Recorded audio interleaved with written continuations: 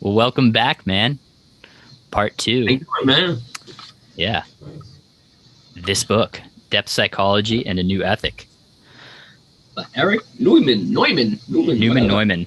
Yes. Cool, As a man. matter of fact, I just saw, was it yesterday?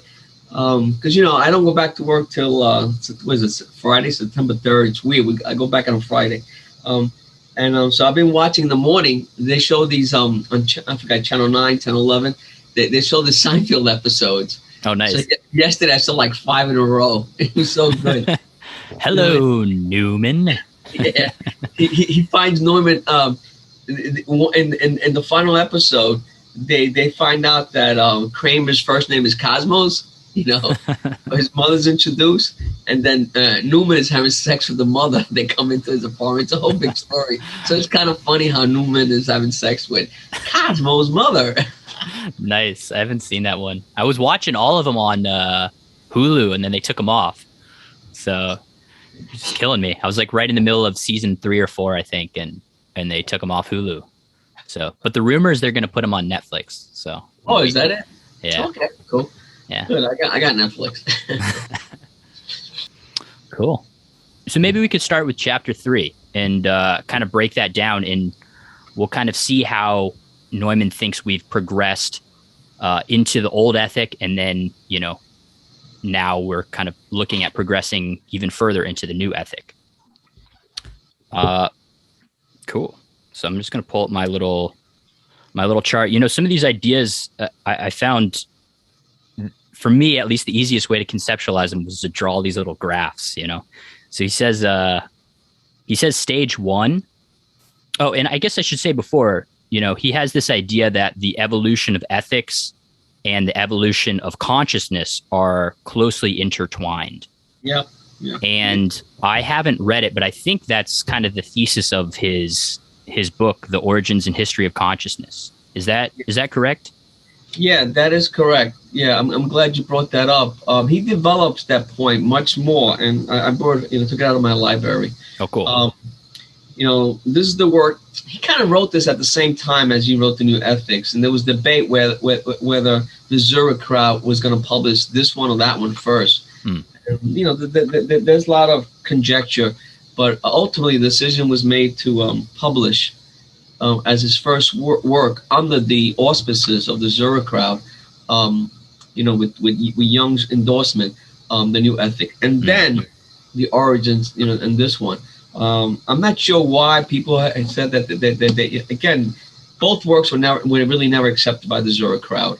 But to your point, he develops that here much more.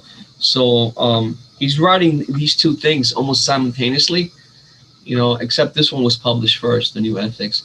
So he does make cite. Actually, in that page, there is a footnote that cites this work. Well, yeah, and he only spends a couple pages on it here because it's not, really the main thesis of this work. Yeah. So, but he does get into it a little bit, and he talks about these 3 stages, or at least 2 stages of consciousness and ethics. So he says the first stage is what's called primal unity. Yeah, and this is where he says the ego is dominated by the unconscious. There's a complete dependence on the tribe and the collective unconscious.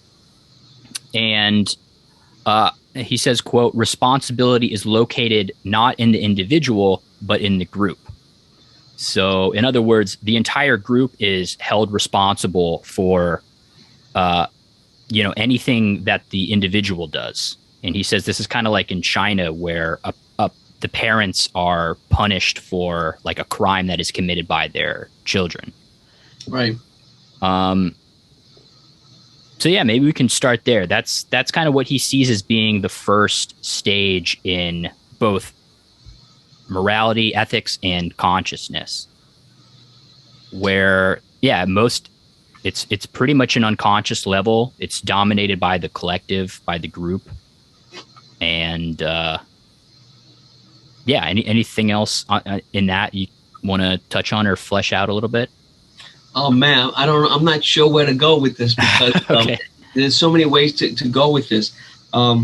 I do want to, I guess, preface my comments by saying that stuff like this, you need to read this over and over again, and then you need to read in conjunction with other stuff. For example, you need to read the origin and history of consciousness, and then go back to this. You start wherever you want to start, but ultimately you're going to see that there's definitely an entanglement with all his works, particularly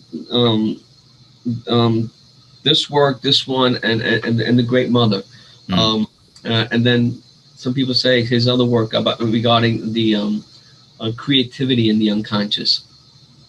Like those four need to be read together, and then you see the larger tapestry, and then of course you need to have some sort of grip on analytical psychology and Jung's map of the psyche, because he makes particular references to this, and with regards to the primal unity, or what Jung calls, and which Jung has borrowed, and it's mentioned in here, participation mystique.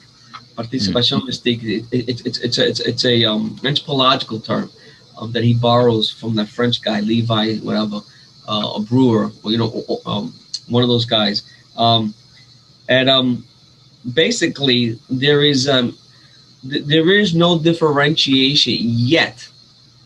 Now again, this Neumann is interesting because sometimes I get confused. Is he talking about the individual, or is he talking about the group? Or the phylogenetic or the ontogenetic? What is he talking about? And I think he's talking about both. And he claims, his proposition is that, again, in depth psychology, consciousness emerges from the unconscious. That's key. Right. The unconscious is primary. Consciousness is secondary. It emerges from. That is a particular approach from the analytical psychology takes, and differentiate. It's a contrast from other depth psychologies. Like in he attacks Freud here, and subtly, but he kind of criticizes Freud. Freud is the other way around. Consciousness is primary. The unconscious, he calls it unconsciousness, is an epiphenomenon of consciousness. And in the Jung's, you can argue that consciousness is an epiphenomena of the unconscious. Right. I'm not sure if I would agree with that description, but it definitely emerges from the unconscious. So in the primary unity, there is no differentiation yet at the egoic level. So I think he's really pointing to the individual, but you can argue this with the collective. There is no difference between the individual and the group. There is no separation yet. They overlap. They're I think he used the word undifferentiated quite clearly, I think. Yeah, I think on page 60, undifferentiated individual psyche. That's quite clear. It's, again, they're not separated. There's still again with the same thing with an infant. An infant, at least the first year of life, some would argue maybe the first 6 years of life, but definitely the first year of life, there's a symbiotic relationship, subject and object. When the infant is hungry, the infant may not consciously, but the mother's almost like an appendage to the infant. When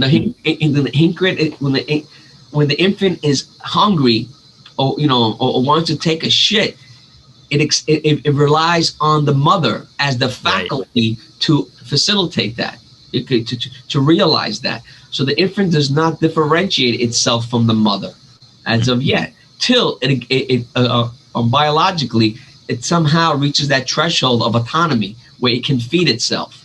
And again, you can argue how that evolves, how the infant gets there, but that illustrates what Neumann is saying psychically, that the infant, and again, the question is, what's the duration, of this time? Is it a year? Is it 6 years? Is it 20 years? That's a good question. Neumann calls that the Ouroboros stage here. Okay. He calls that much more specifically, the Ouroboros. When there is, it's the primary stage, is when ego which is the vicar of consciousness, is undifferentiated from the objective psyche, from the self. They're together. They're in an embrace. I hope it was my long. I hope that makes some sort of sense. No, totally. And it reminds me. I recently read Civilization and Its Discontents by Freud, and he has a similar idea. But again, like all of these thinkers have, there's like little nuances. So you kind of have to read each thinker to see, because it kind of maps onto Freud's theory about, the stages in development that children go through. You have the anal stage and the oral stage and all these things. But there are some subtle differences. And, a lot of what they, argue about in these books are these kind of subtle differences that, can be a big deal. But I think the point that is similar between maybe him and Freud here is that they're both saying at this early stage of development, it is mostly unconscious, and the individual is mostly dependent on, either the parents or the collective, in terms of seeing themselves as being apart. They don't really see themselves as being different. And you mentioned like breastfeeding. That's an example of, it's the baby maybe doesn't have a conception that mom is this thing outside of me. It's this, she's this other person. It's just like, oh, this is just, anytime I cry, this like nipple appears, and it's, at least in the baby's mind, those things are still joined, at least at the beginning. Yeah. And that particular behavior, breastfeeding, is not learned. Piaget calls that he calls that a reflex. It's highly instinctual. It's not learned. So when something's instinctual, it's almost like when we do something, as an instinct, as a reflex. We don't think, right? That means there is no differentiation. When you do think, you imply differentiation. There's a pause there. There's a pause between subject and something else. We could explore what that is. But yeah, breastfeeding is a good example. The infant doesn't know that, is not thinking about satisfying his or her hunger, and they're not thinking about how to go about it. They just participate in that mystery. Because to this day, I know no biologist, no infant doctor that really can tell you how do kids know how to do all these things. And the best answer they can say is what? It's instinctual, right? We're born with that knowledge. And I think recognizing that the infant is not yet differentiated from the mother is a good argument. There's some sort of union. It's like when you, how can I say? I'm trying to think of breathing. Do you think about breathing? No, right? It is a separate system because we know about it conceptually. But do we participate? Do we exercise? Do we engage in some sort of autonomous, independent activity to generate our breathing? No, it happens effortlessly, right? It's involuntarily, right? So you can argue that the respiratory system and the other systems of our bodies, and I think Neumann does that, right? In here, he says all these systems, they work in what? Unison. So they can be perceived as one unit, as a union, as a unitive experience, as a unitive consciousness. Yet biologically, you can differentiate these systems, right? Right? But experientially, they all work together. So when it comes to a child, breastfeeding with the primary caretaker, and psychically, when it comes to the individual with the rest of society. But in this case, the primary unity is consciousness with the unconscious. in Right. particular. Again, this is depth psychology, and the depth psychology of Carl Jung that Norman's using. So there's a this there's no separation yet. The net is still inextricable. You know what I mean? Everything's tangled up together. There is no persona yet. Subsequently, there is no shadow yet. Yet. Right. Totally. Which kind of leads into stage 2, which he talks about. So stage 2 of the development, this is the stage of individual moral responsibility. And this is, this is rule based. This is the kind of thou shall not. This is where things like suppression and repression start to come into the picture. And let's see. The other thing, this is kind of where, correct me if I'm wrong, but I gather this is kind of where consciousness starts to kind of come online, where it is, I am an individual separate from these other individuals. And now I'm having to, use these kind of rules to make sense of the world and to make sense of everything. So, and I gathered too that this stage is also maybe synonymous with the old ethic as well. Yeah. Okay. So, and we talked about in the last conversation that the old ethic, it works. It's dualistic. So it works in good and evil. It works in black and white. It works in thou shall do this, thou shall not do that. Bingo. So this is this stage of development where, it's interesting because we've been talking so far about the development of an individual from like birth through like adulthood, but it's interesting because he also maps this onto the development of kind of like mankind throughout time. I think at least that's how I gathered as well, that kind of, maybe if we go back to, hunter-gatherer primitive times, we had more of a ethic that was, similar to this primal unity where it is kind of like a collective, and then we kind of moved into the old ethic with things like, the Judeo-Christian religions, and we start to get these kind of like rule-based systems. So I don't know. I think that's one of the things I've been trying to kind of wrap my head around here, is that these stages of evolution, these stages of development kind of map onto an individual throughout different stages in their life and throughout humanity in different stages of time. I don't know.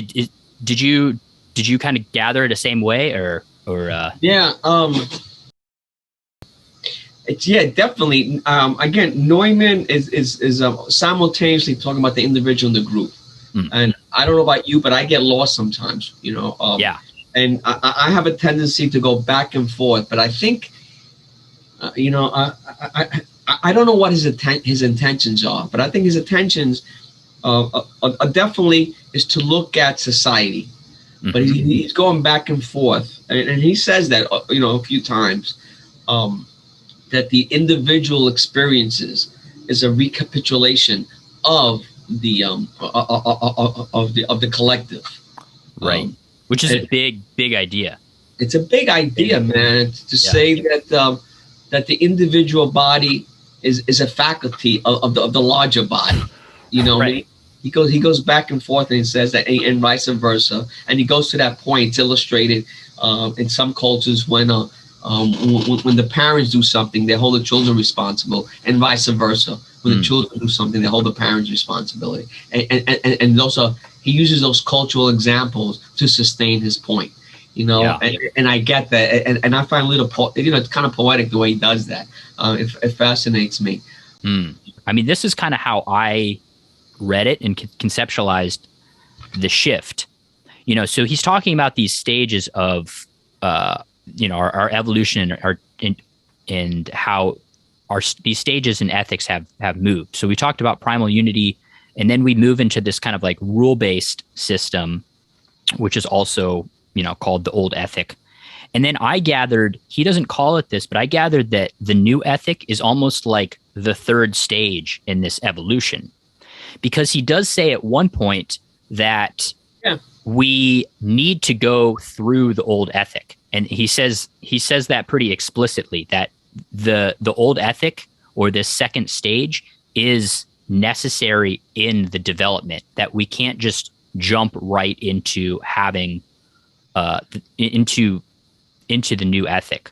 Yeah. So I see it as kind of evolving out of that. And again, if we're talking about it in terms of an individual's life, we can kind of look and see, okay, for the first couple of years of life, the child exists, has this kind of primal unity, and then they move into this more rule-based system for, he doesn't give like numbers, because again, he's talking about these in terms of the collective. But let's just throw a number out. Until the individual is 35, they're maybe existing in this rule-based system, and then they start to integrate the shadow and move more into this holistic ethic, the new ethic. So, and again, to map that onto like humanity at the collective level, we could say, for the first couple million years of our evolution as a species, we existed in the primal unity, and then for the last couple thousands of years, we've been existed in these rule-based systems. And maybe now Neumann is saying the old ethic, this kind of rule-based system, is breaking down, and now we as a collective need to move to a new ethic, which integrates the good and the bad and gets rid of, I don't want to say, kind of gets rid of the rules, or at least, and we'll talk about some of the problems that he sees adopting the new ethic will cause. And you mentioned one of them, which is like, it's difficult. It's a difficult undertaking to move from having these rules, having these structures that tell me this is what I'm supposed to do, this is what I'm not supposed to do, to kind of getting rid of that kind of dogmatic way of thinking. One of the things he says is it creates a certain kind of anxiety, that the rules give us some kind of security. They give us some kind of like structure and like comfort. And so that's one problem. There's also the problem at the individual level, which we talked a little bit about last time, is that, it's kind of a blow to the ego to accept all of the parts of yourself, to accept all of your personality, the ugly parts as well as the good parts. So those are some of the challenges I think he sees in the evolution. But I guess my larger point was, I guess I saw the new ethic as being more of like a third stage in development that grows out of the second stage. Yeah. That's insightful of you. That's because in the origin of history of consciousness, his proposition, there are 4 stages: overboric, matrial, patriarchal, and integration. I think those are the 4 stages. And the stage, I think, that's full of old rules, which is the old ethic, is the patriarchal.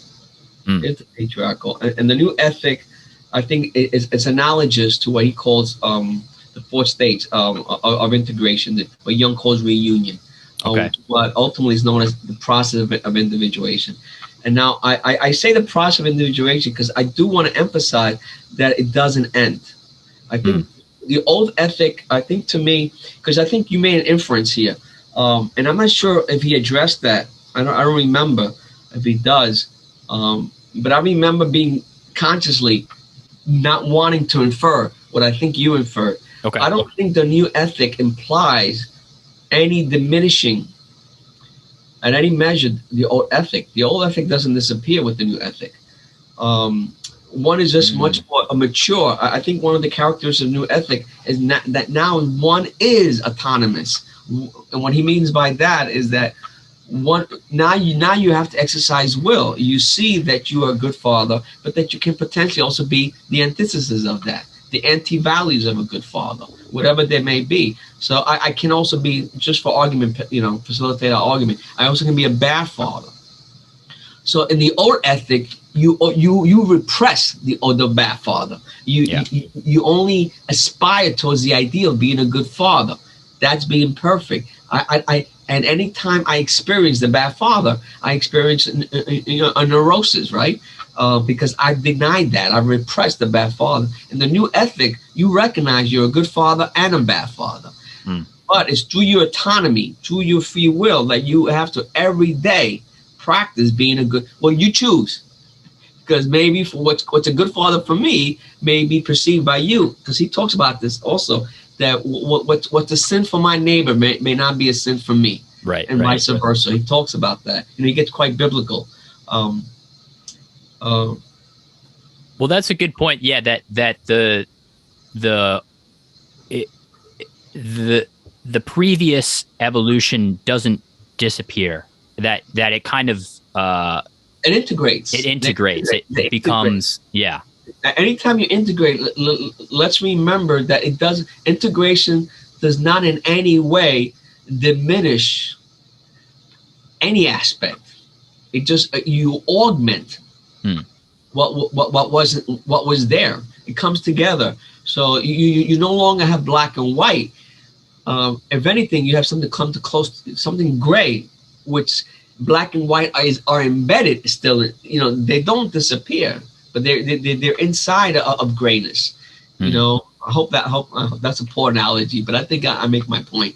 So the new ethic does not dismiss the old ethic. The possibility of the old ethic emerging is always there. Is always available. It's not gone. You're not over it.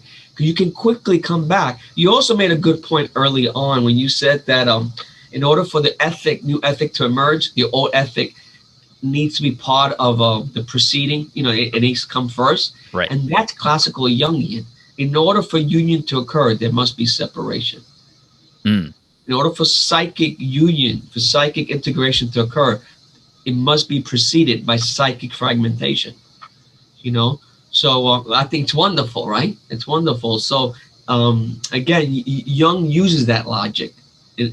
So in order for the new ethic is the hallmark of the new ethic is integration, right? Of ego and shadow material come together at an individual and collective level. And let's remember, Neumann is always, just like Jung, places a lot of emphasis on the individual.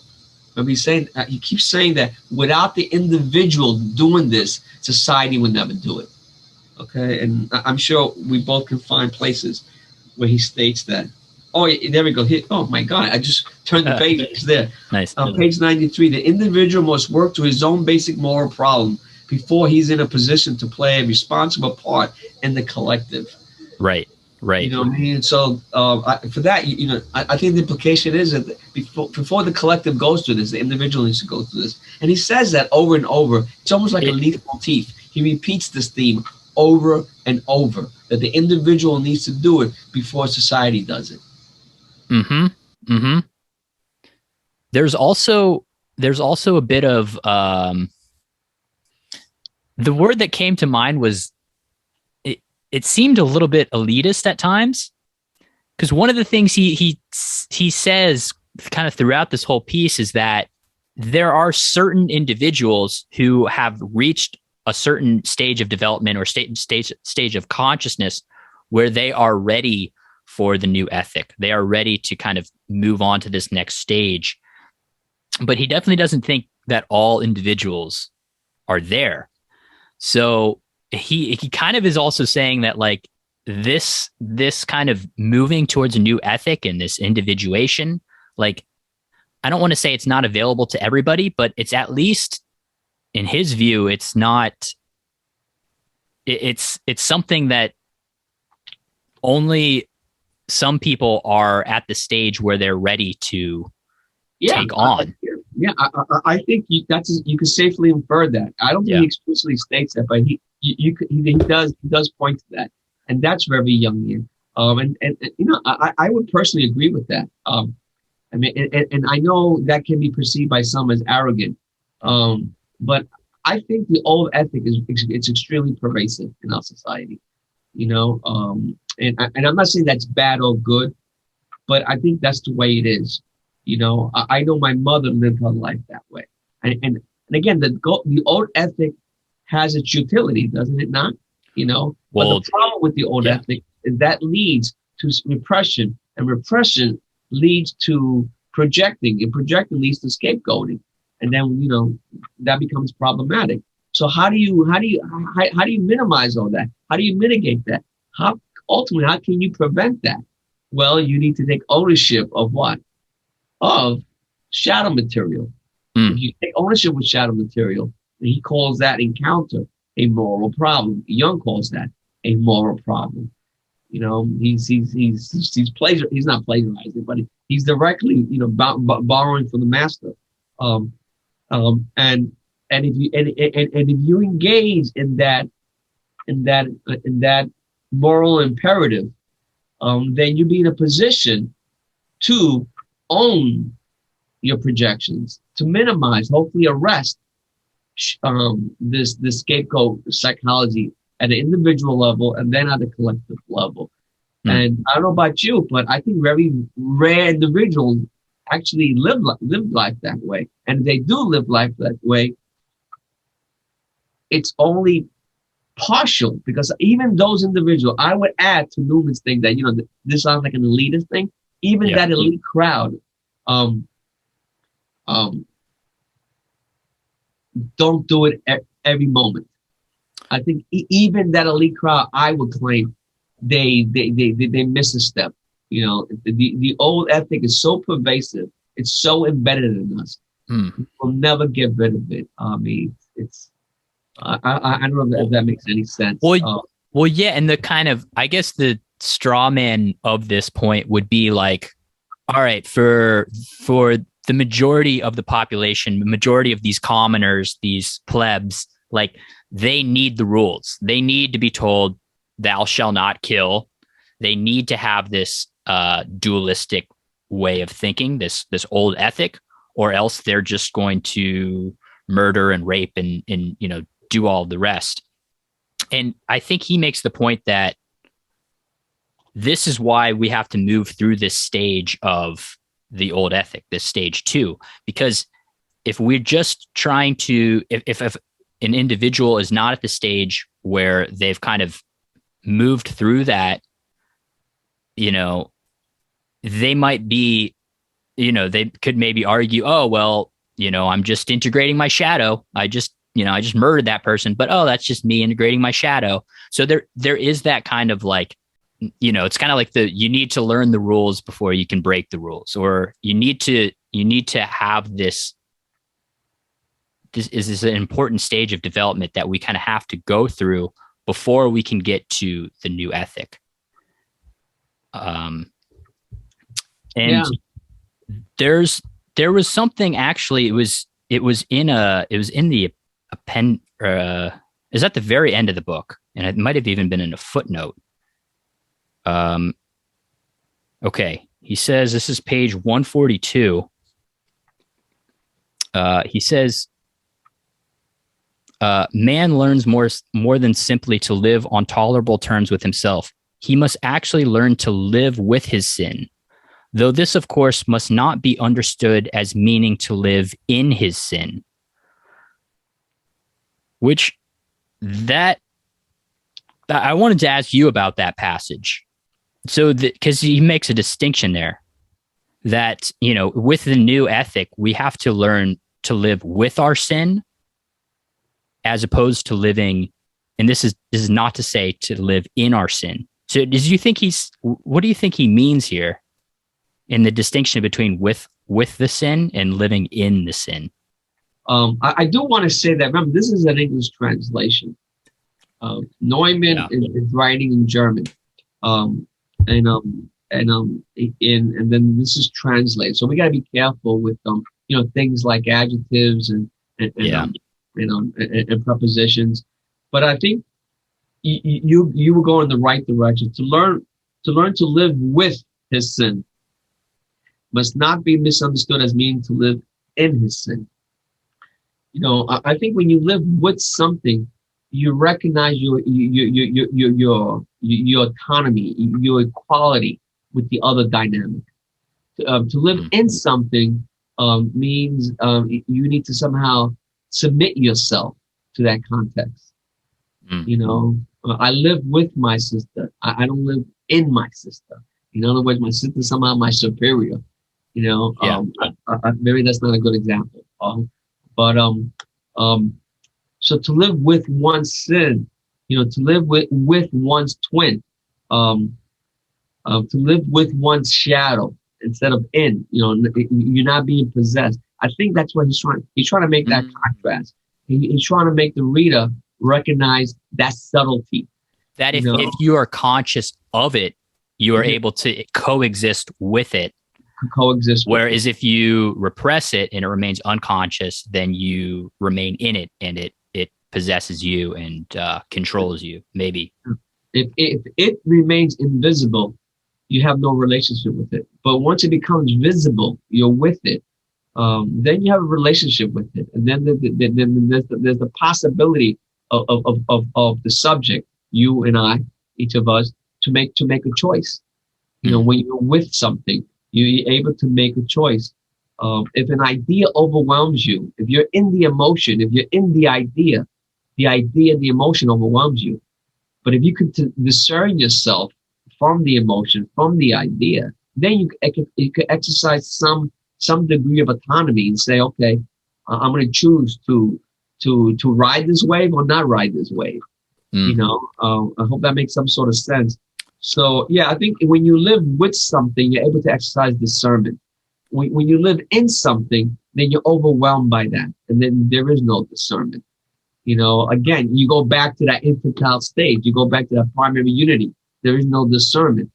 That's the good thing about the old ethic. Well, no, actually, the old ethic, there is no discernment either. There's only discernment when you're able to see all the dynamics that are operating, and that happens through integration. I mean, that is an outcome of integration, is that you recognize stuff, not only stuff that you're conscious of, but you begin to recognize stuff that were previously invisible to you. In this case, in particular, the shadow, the individual shadow and the collective shadow. Well, cool. Well, maybe this is a good time to move on to some of the other kind of things that he hits on. So one of the things he gets to, he talks about some of these reactions that people can have to the problem of dealing with the shadow, and this kind of inability to integrate the shadow or to deal with the shadow. And he says there's a few different reactions, one of which is he calls the nihilistic reaction, and the other one is the pleromatic reaction. Are you cool to go here? Go to the section. Okay. All right. Cool. I know it's a little bit of a left turn. You got your flashlight. Yeah. But I thought this was super interesting, so I definitely wanted to hit on it. All right. So he says these are the two kind of reactions that maybe somebody who's not able to integrate the shadow or deal with kind of the totality of their own existence. He says we have the nihilistic reaction. He calls this this is negative. It denies the existence of the positive, prone towards nihilism. It's deflationary. And this is what I thought was interesting. He says it's materialistic. Yeah. In the sense that, only material, like the material world is the only thing that is real in this view of this individual is having this reaction, in that they accept all matter and deny everything that is maybe spiritual or, that cannot be reduced to matter, and sees something like the spirit or spiritual experiences as being like epiphenomenon. So these, an offshoot. They're not actually real. This is just, oh, that person's just hallucinating. That was just caused by, we can reduce it down to, some neurons firing, but that's all it was. And the other response is kind of the polar opposite of that. This is the pleromatic reaction. So this sees everything as positive and denies the existence of the negative. And this is inflationary and idealistic in the sense that it accepts the it denies the material.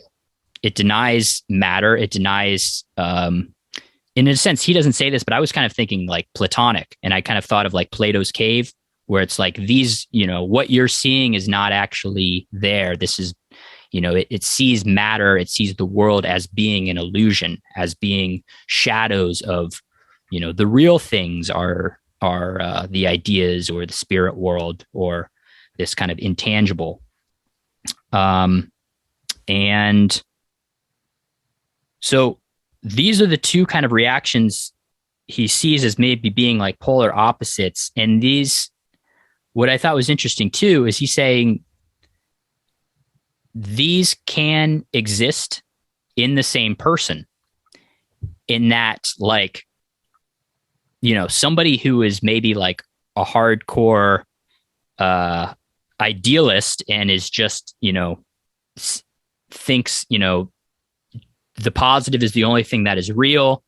Maybe the world of forms is the only thing that is real. The material world is just an illusion.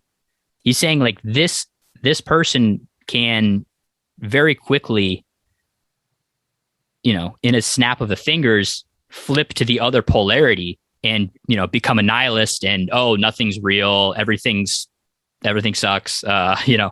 Everything's just material. Everything's determined. So I don't know.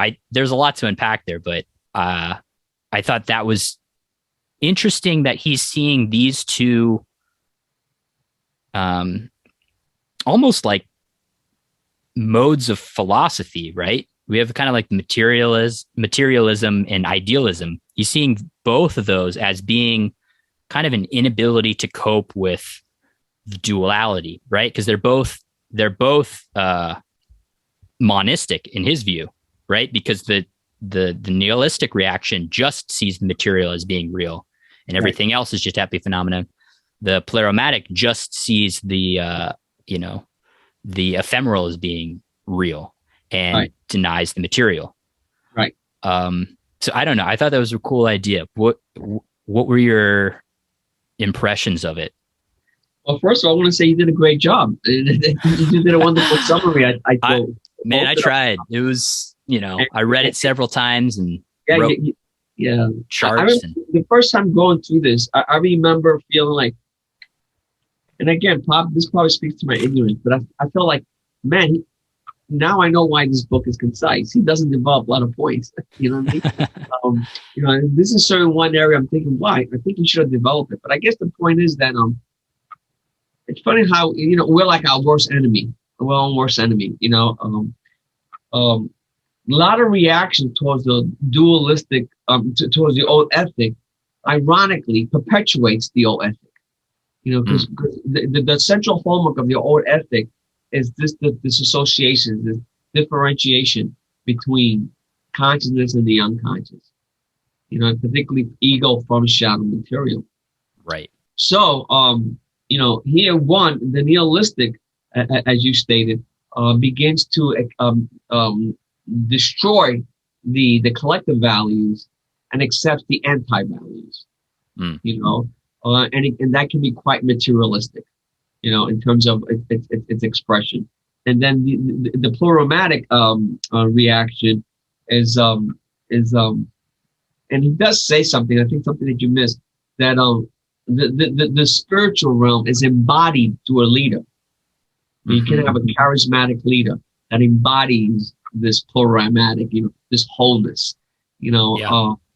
and yet they both are dualistic. I mean, they call themselves monistic, but that's because they're denying the other aspect. Right. So they arrest the possibility of experiencing the new ethic. And then he gives examples, right? He gives some examples, particularly when it comes to plurimatic reactions. I have to tell you, that's not enough for me.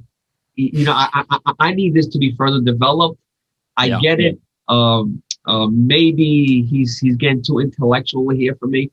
It's not enough. I need something much more palatable. It's too conceptual for me. Yeah. But I get it. I think the point is that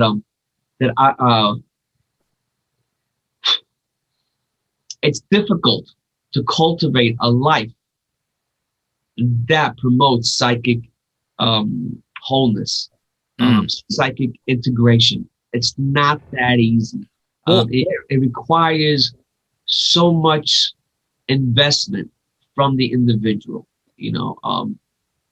well, and the way I think about it too is like I think we just have a tendency to be dichotomous thinkers and to put things into these boxes and to say, well, you know, it's too hard to wrap my head around maybe the totality. It's too hard to wrap my head about like the material is real and the spiritual realm is real.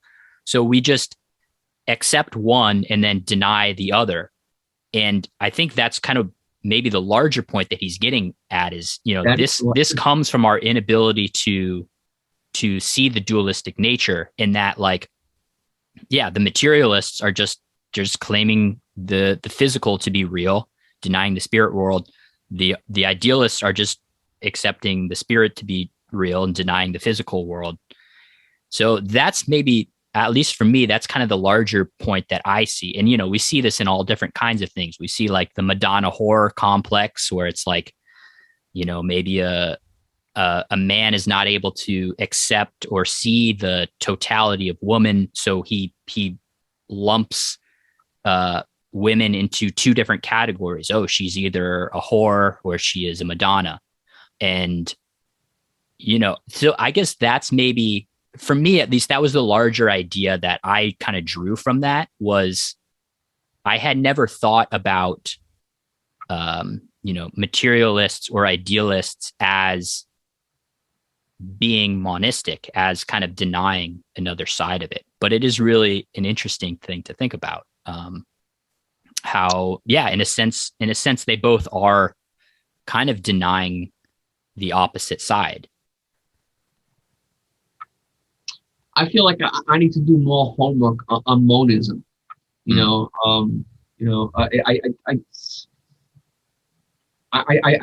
feel like I have a grip on the tradition of monism and the idea of monism. And it seems to me that he seems to be implying that monism, there's a built-in irony with monism, that they're not as they presume that monism seems to presume that they strive for wholeness. Yet they're not striving for wholeness because they repress the opposite. Because again, these both reactions repress, according to Neumann, repress the opposite. So if they do repress the opposite, why is he labeled? Why is he given the name monism? And so maybe it's indicative that I don't have a firm grip of what is monism. So well, I need to do some digging in terms of that tradition. So I hope that made some sort of sense. Well, and you brought up the point that, though the person is consciously materialist and they're denying the kind of maybe spiritual realm, the idealistic realm, that again doesn't go away. It becomes unconscious. And this is a big point he brings up a few times, is that any kind of like strong dogmatic belief holds in the unconscious its opposite. So, when you have somebody who is maybe, say in this case, we'll use some, I don't know, just to make it a little more concrete. Say we have somebody who is pro-life and somebody who is pro-choice. They and we'll to make it more extreme, they're both fanatics. They're both in the streets with their signs, and they have very strong views. From what I gathered, Neumann would say each of them, for how strong their conscious view is for their cause, in their unconscious, they remain in equally strong doubt of that view. So the person who is pro-choice has in their unconscious an equally strong doubt about that. And he doesn't make this connection, but I think this is why he's saying that people who are on one end of the extreme can flip a switch and be on the other end of the extreme. And I think that's an interesting thing to think about. A lot of times it's the staunchest atheists that become like the most hardcore born again Christians, or vice versa. Or, people who are fanatical on one on one end of the extreme, maybe they, I don't know, have some kind of religious awakening, and boom, they're on the other side. A characteristic of any religious person is them being zealous, right? And I have to tell you that most atheists I have met in my life are one of the most zealous individuals I've ever met. They vehemently, they have the spirituality behind their atheism. Sure.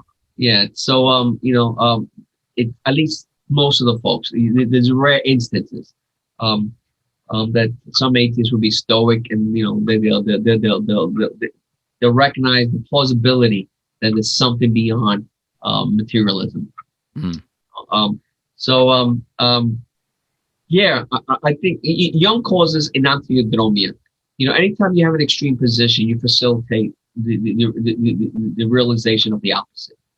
And it's almost like a seesaw. You put too much weight on one side, the other side is going to flip. Unconsciously, though, right? Unconsciously, and it usually comes up emotionally first, right? It can be quite emotional, but it can also come in the form of an addiction. And you use the right word. I think you use the word. One becomes fanatical about it. And I gotta. At this point, I'm going to say that we're all fanaticals. Jung calls this ego inflation. And when I read nihilistic reaction and pluralistic reaction, for me, those are all descriptions of what Jung called ego inflation. Jung basically has the different description of ego inflation. And all that does, ego inflation, is it celebrates persona-centric, what he calls one-sidedness. We have this tendency to separate ourselves, to make psychic fragmentation from the objective psyche. Subsequently, we project, and according to Neumann, projection leads to scapegoat psychology. And that's why what I find this book to have utility. It allows me to see sociologically what's happening psychically, how we tend to escape other folks. And then the new ethics is, according to Neumann, is the way that we need to move as a collective, Well, maybe one of the things I wanted to make sure we got to was talking a little bit about individuation. Because I think this is the path that Neumann thinks we should take in order to implement the new ethic. And this book, one of my kind of personal critiques with it is it's not very, it's more conceptual, like you said earlier. It's more it's more of like a blueprint, but he doesn't really give a lot of actual hands-on, like, how do we actually implement this? How do we actually move through this? But I think one of the things that he hints at is he says this new ethic has to be implemented at the individual level. So that means each individual needs to integrate their shadow and needs to, go on this journey essentially by themselves. And, he talks a little bit about individuation. So I don't know, maybe we could just start with that. Like, how do you think of individuation? What is that? Because it's a term that gets thrown around a lot. And again, it's probably something that, Neumann maybe thought about a little bit differently than Jung and vice versa. But it's interesting. You can argue that he may have augmented or colored Jung's idea, but I think Neumann's approach sustains Jung's approach. And I think that's why Jung embraced this material. He was, I think, probably the only one that endorsed Neumann's writings, and that's all you needed was for the old man to endorse and fuck everybody else. But that's why I think Neumann, he was accepted by Jung, and he's considered probably his most brilliant student by many, and definitely by me. You can argue others are.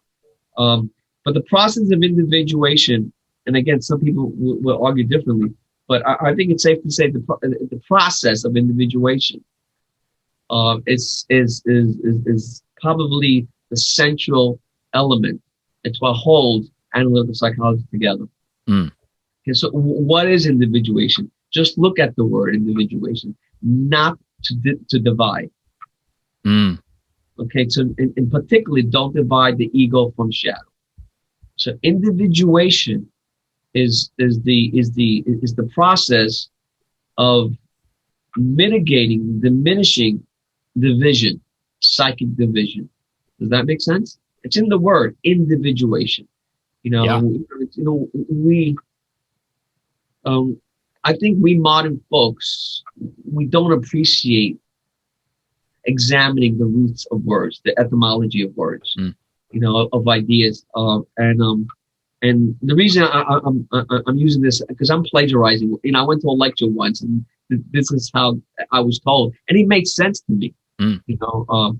So individuation is that process of minimizing our divisions, and that's what the old ethic does. It divides, right?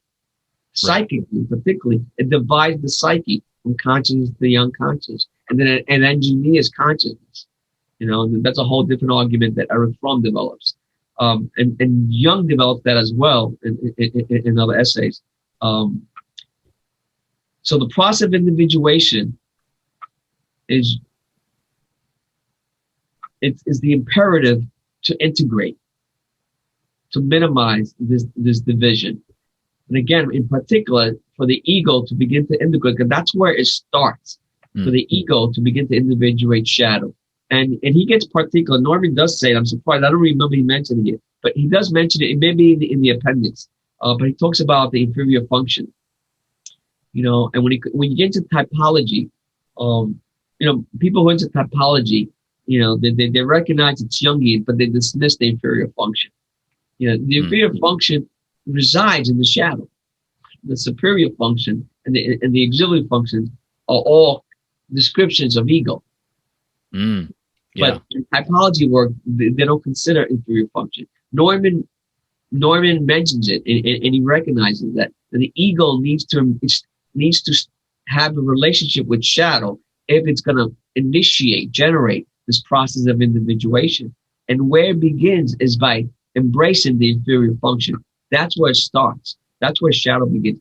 Any good condition will start with the inferior function. The question is, what is your inferior function? Usually, you can start as simple as, if I'm a thinker, my inferior function is my feeling, and vice versa. That's a fundamental start. Because Neumann does talk about types when it comes to, depending on your type,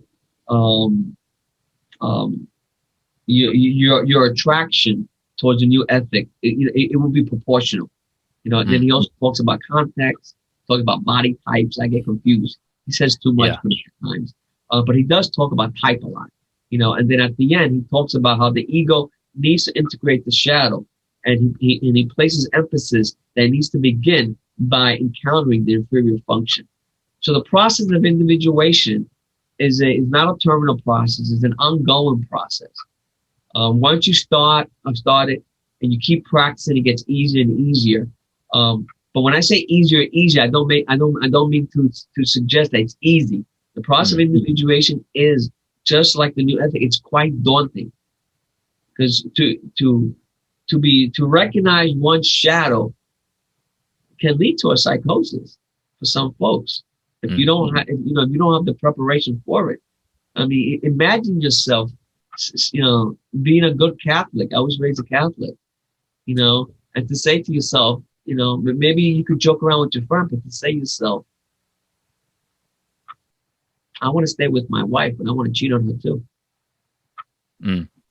It's hard. Imagine saying that to your priest. Imagine telling your wife that. Yeah.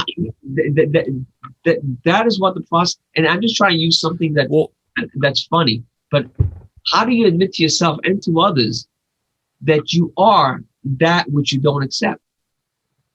Your anti-values. Your anti-values are also descriptive of who you are. Right. Well, and it again, like kind of we talked about in the last conversation, like it can be a huge blow to your ego and to your self-esteem. Again, like you've seen yourself as a good person your whole life, and then you kind of accept maybe some of these uglier characteristics. And one thing he said, it actually wasn't Neumann, it was actually written in the foreword. I want to actually read this passage because this resonated with me when he's talking about this. In the foreword, he says, perhaps even more difficult than acknowledging our wickedness, which at least has a certain glamour, is recognizing our ordinariness. The banality of our foundation as mortal animals can be painfully deflating. So, I thought about this. I don't know. To speak personally, I think for me, some of the kind of bruising of my ego has been realizing how like ordinary I am as I've gotten older. I think when I was younger, I had this kind of idea that obviously everybody has some things about them that are special and unique, but I had this kind of idea that I was, this standalone, genius in a sense, or that I kind of possessed something that was just completely rare. And I think as I've grown up, I've kind of realized my ordinariness. And that, I think, at least personally, has been more of a blow to my ego than recognizing, maybe my own selfishness or my own destructive qualities. So I think it's really on an individual basis. Whereas you give the example with, somebody who was born, super a Christian and raised super conservatively. For them, the biggest maybe blow to their ego or the hardest part of their shadow to integrate might be that, realization of that they have, I don't know, impure thoughts, or that they have this capacity for evil and destruction. But other people, like the example I just gave with myself, I think the harder part on my ego, the bigger blow to my ego, has been the realization of like, oh yeah, like I'm not, I don't possess, Nietzsche's intelligence. Like I'm not that. I kind of identify much more with like Montaigne, and seeing myself as being not average. The best drummer in Brooklyn, you thought you Right, exactly. But you make a fabulous point, brother. I mean, yeah, I think it is a big blow. I mean, you just said something cursory. You said something like, of course, we all have something special within us. I mean, you said that, you kind of said that in a cursory manner. Well, that illustrates the collective. But the anti-collective says, no, none of us has anything special. Right. You know what I mean? I mean, that and it seems to me that's what blows me away with depth psychology, particularly analytical psychology. Those are one of the things that you can safely infer. We none of us. No, it's not true. We like to say it, right? Oh yeah, of course we're all special. Children. I mean, I work in the school system, not all kids are fabulous. They're very ordinary, and I have to accept, I'm very ordinary. I'm not I'm not special. I like to think I'm the best at this, or I'm exceptional here and there. No, get over it, and that can be, and that's what some folks call absurdity. There's an absurdity of people trying to say that they're radical. They don't accept the collective values, and they begin to become radicals and accept the anti-values, and then deny the values. That's an absurdity there. There's an absurdity there. You're both. You are special, and you're not special. Right, and that's once you recognize that, then you give the possibility of the birth of the new ethic. Then you are on the road towards individuation. You're not this or that. You're both. You're special and you're not. You're extraordinary and you're not extraordinary. Right. I hope that makes sense. Well, yeah, it totally makes sense. And I think that was kind of the realization I came to. And I think about like snowflakes, and, people attack kind of the snowflake generation of, oh, everybody's unique. Like, oh, no, they're not. It's bullshit or whatever.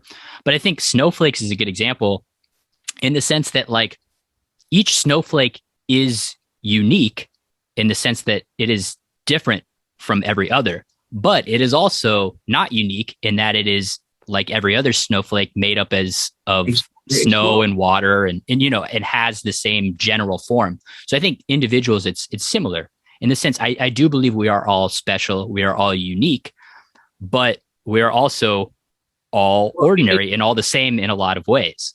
Yeah. So snowflakes is a good example, but remember, snowflakes are unique in terms of their expressions, but in terms of their essence, there is no differentiation. There is no differentiation. If you look at the chemical compounds, it's the same thing.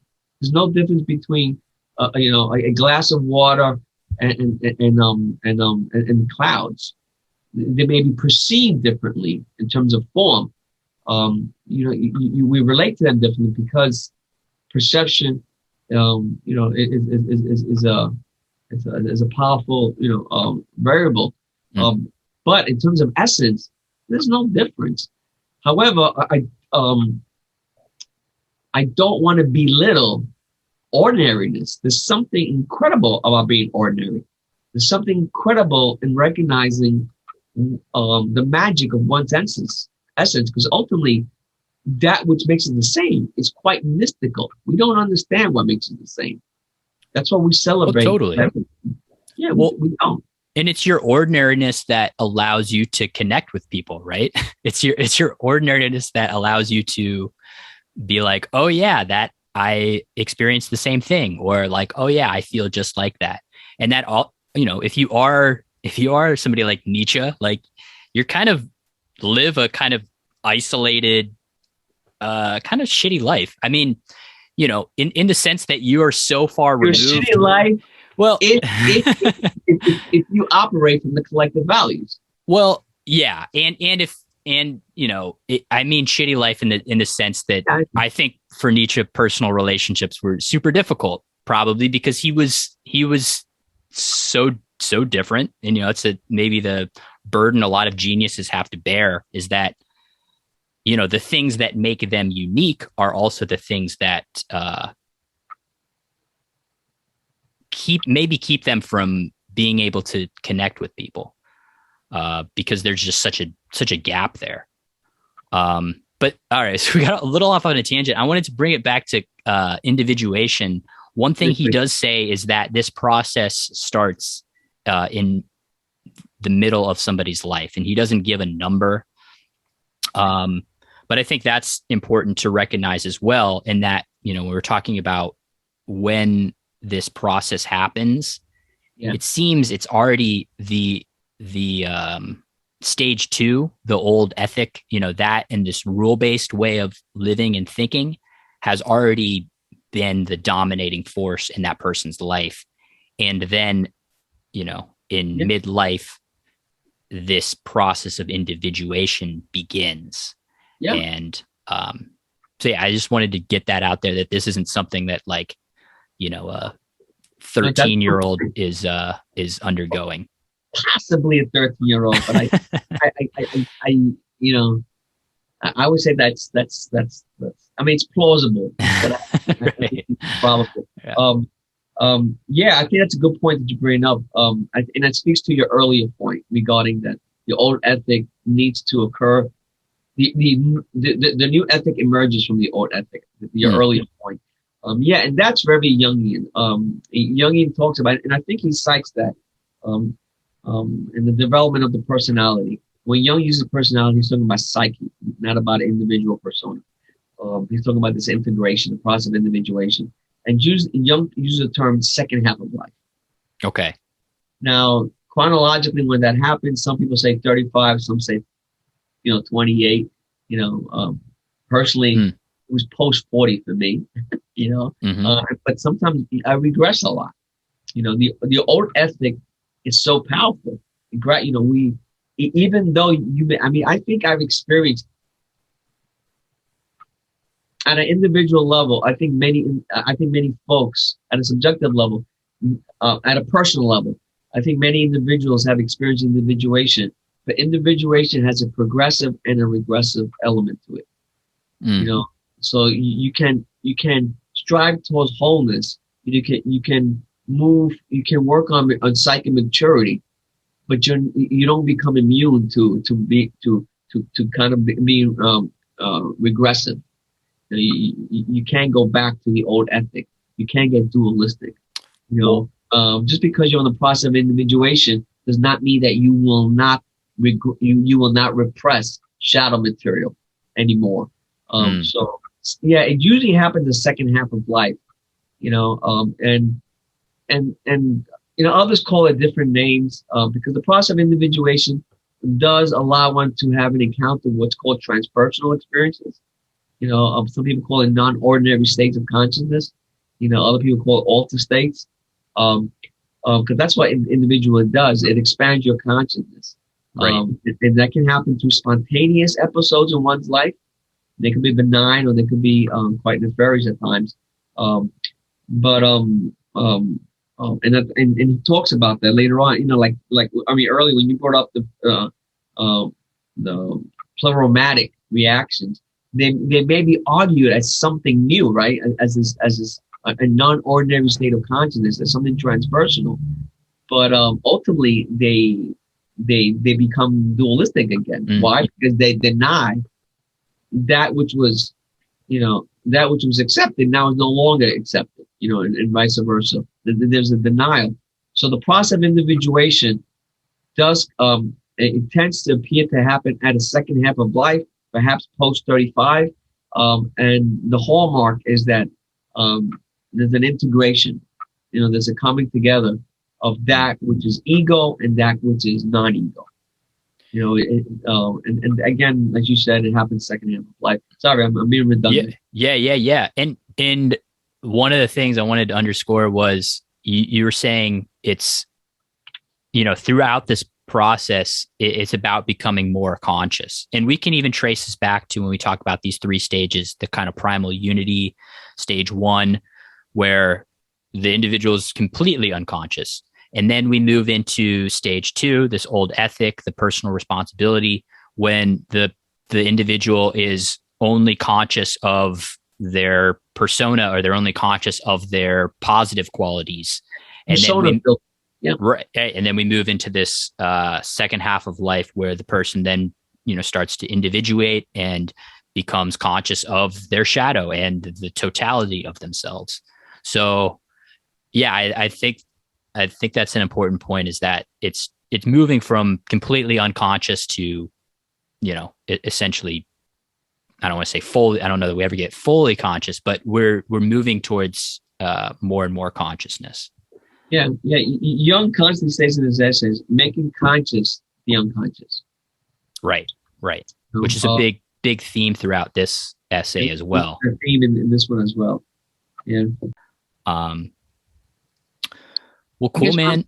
What I'm trying to do is is recognize that this is not just theoretical stuff.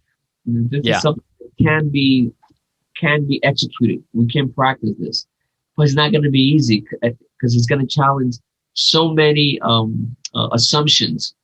Excuse me, not assumptions, presumptions at the collective level and at the individual level.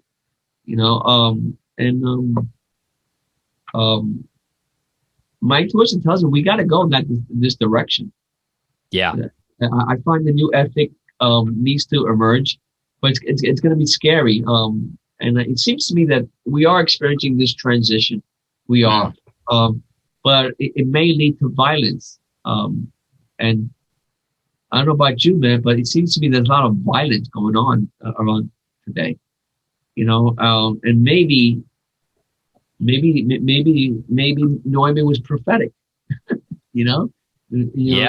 It was not only describing, because this is really a response to what was happening in the 30s and 40s in Western Europe,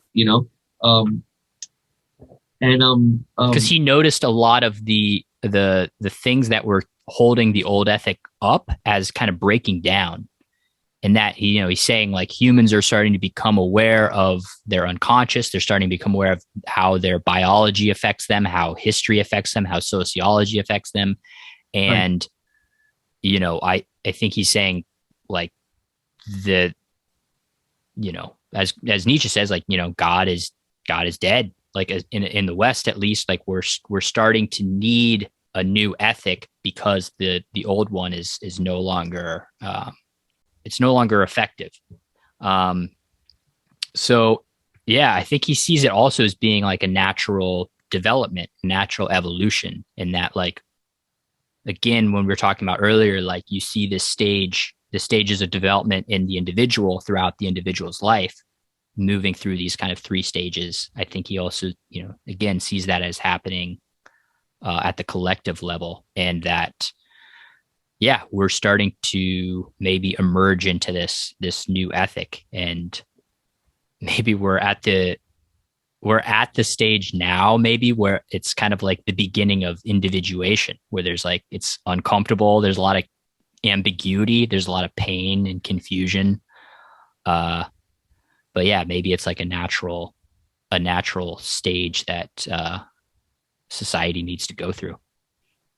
The last thing I want to say regarding the process of individuation, and the reason I'll mention, because I just saw my notes as you were speaking, was that I don't think he says it here. Correct me if I'm wrong, but Jung says it all the time, and particularly in his essay, the relation between ego and the self, which Neumann cites a lot here. Okay. And if you get a chance, read that essay. If you don't have it, let me know. I have a copy of this. Okay. It works. It's for free. You can read it on your own. You don't have to spend money on it. But the process of individuation, Jung describes it as a religious experience. Again, religio, and bringing the past back together again. And that's why I mentioned the idea of the ancestors. So the process of individuation is remember, it's what's called what Socrates called a remembrance. To remember. So you put in all these parts together, including the present with the past. So you begin again what Jung called later on the archetypes. These ancestral memories come together. They come together. So through the process of individuation, it's a religious experience, it's a spiritual experience, and you begin to see this big picture, and you have these aha moments. Now, how does that play out in each person's narrative? I don't know. We could talk about that, but I did want to underscore that the process of individuation is a religious process. Jung describes it. Does Neumann describe it as religious? I want to say he mentioned, but I just don't remember it. I think he does mention that as well. Yeah. And if it is a religious process, then by extrapolation, you can say that the new ethic is the birth of a new religion. Yeah. I mean, that's a big idea. Yeah. And again, like we were talking about earlier, like how and I don't mean dogmatic. I don't mean dogmatic. Well, but when you think about something like having a religious experience or a revelation, like that is a kind of epiphany or a certain expansion of consciousness. And again, like I think he sees the development of consciousness as moving from stages of being completely unconscious to, somewhat conscious to more and more, conscious as we develop. So, yeah, I mean, framing it in terms of religious experience, I think makes sense in that regard as well. In terms of, I was blind, but now I see. Like, now I see. I see that my neighbor is not only a scumbag, but he's also a good person. And I see my neighbor as someone that has suffered just like I have suffered. I see that my neighbor is striving to be happy, just like I'm striving to be happy. And those are religious experiences. I don't know about you, but I didn't see that when I was speaking to my neighbor about the new deli.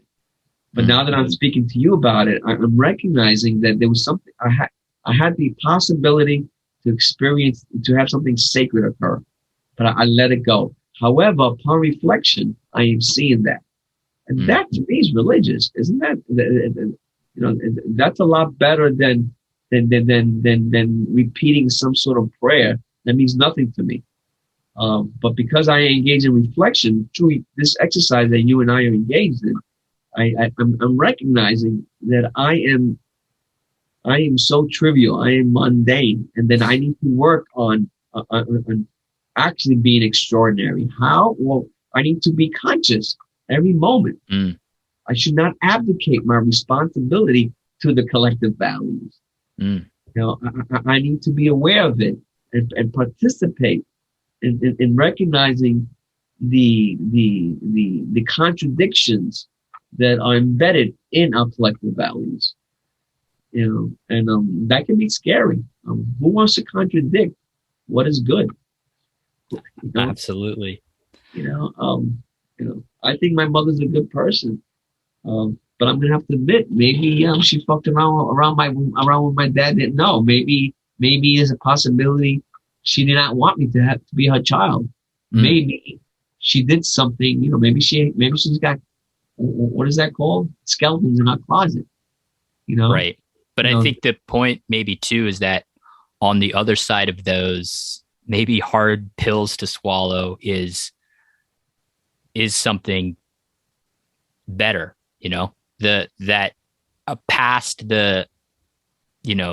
past that shit, past the looking into the negative and seeing things as it is, like getting past that there's something higher to achieve, or there's something that makes it infinitely worthwhile, that endeavor.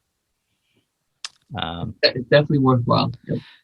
Well, cool, man. This was awesome. I got a lot out of this book, and like you said, it's something I probably will come back to in maybe a year or two and reread. There's a lot of stuff in there. But yeah, just chatting with you about it as well. Like I got so much more out of it. Thank you so much for inviting me, to participate in this conversation. And thank you for accepting my when you asked me if I had any ideas, and I don't know why, but this came up. It's a great pick. Yeah, and thanks, man, because it's having a relation with a book by yourself is wonderful, but it's what I like about these type of conversations makes me realize I really don't understand. Man, yeah. I pretend that I understand because my persona. I don't want to knock it down, but I realize that I need to digest it much more. But my intuition tells me there's something invaluable in it, and it's these experiences just facilitate realizing that intuition. So thank you for having this conversation with me.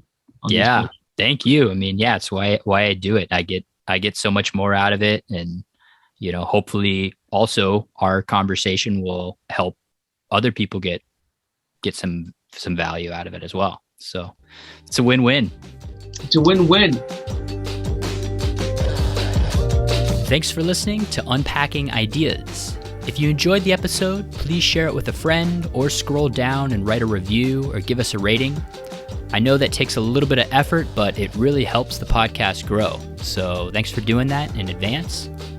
And if you would like to read along with us, visit unpackingideas.com, where I post links to the articles, essays, and books that we'll be discussing on future podcast episodes. And finally, if you would like to hear more from George or get in touch with him and you are in the New York City area, check out his Meetup. He hosts a meetup on the ideas of Carl Jung and does all kinds of cool things about depth psychology, dream analysis, and the like. So yeah, definitely check George out. All right, guys, that'll do it for this week. I will see you next episode.